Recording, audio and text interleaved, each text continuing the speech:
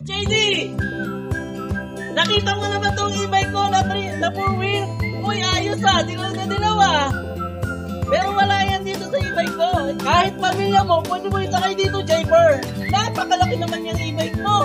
Maliit lang, pero napaka-premium. Pa siyang Bluetooth na touchscreen at saka manual. At pag binuksan mo yung reverse cam, makikita mo napakalinaw.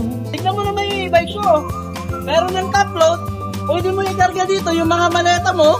At napakalaki pa ng compartment niya. At higit sa lahat, safe na safe ang mga anak mo pag sasakay dito dahil meron siya mga seatbelt.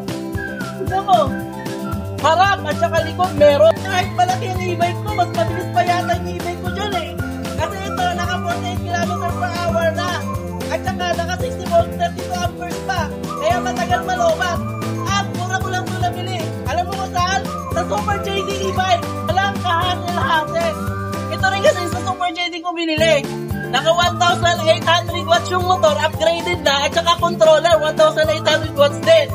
At, alam ba kung saan ito nililiver?